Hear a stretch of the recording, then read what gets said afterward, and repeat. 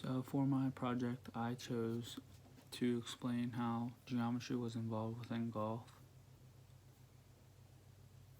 So the three aspects that I chose were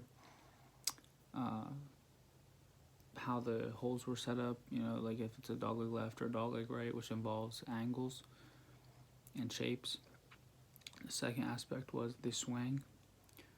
And the third was the setup of the greens and the hole locations on those greens.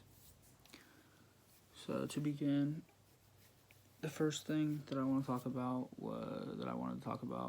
if we did this in class was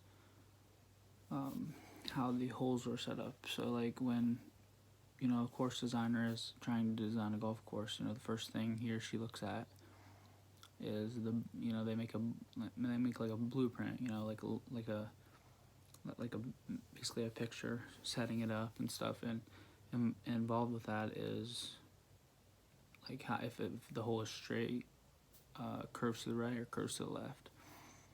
So, and then also with that was the yardage. So golf holes, or like a entire hole, is measured in yards, and that's the same with distance of clubs, and that also determines whether the hole is a par 3, 4, or 5, which the yardage is involved with geometry because it's a measurement, and one of the important aspects of geometry is measurement. So, and then my second thing that I wanted to talk about was the swing. So within the swing, there's a thing called the attack angle, and it can either be negative, level, or positive.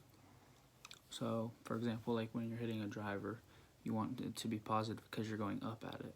So because it helps the ball get off the tee and up in the air, helps it go a little farther. So like I said, it's negative, positive, or level, which involves geometry because it's negative, positive, and just break even numbers. So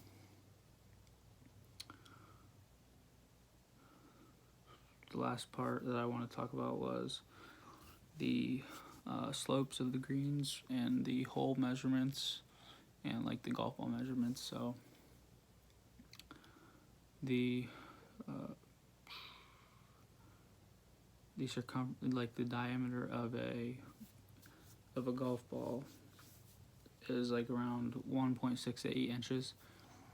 So, and then the diameter of an actual golf hole is 4.25 inches. So, I mean, the golf ball is littler, obviously, than the hole, which, I mean, not by a lot, but it still makes it, just that tough point to where it's just not very easy, like, it's not, like, easy to get it right into the hole every time.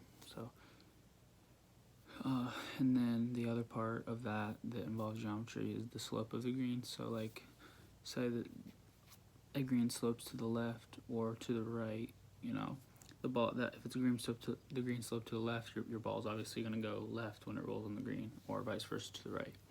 So that involves geometry by the the slope and like the angle of how the green's set up, stuff like that. So yeah, that's basically all that I wrote about, and some of the stuff I read a lot about this, and some of the stuff I've been playing golf basically my whole life, and I didn't know some of the stuff that I found out, so maybe that'll make me play a little better. I hope you enjoyed this, and hope you're doing well. Thanks.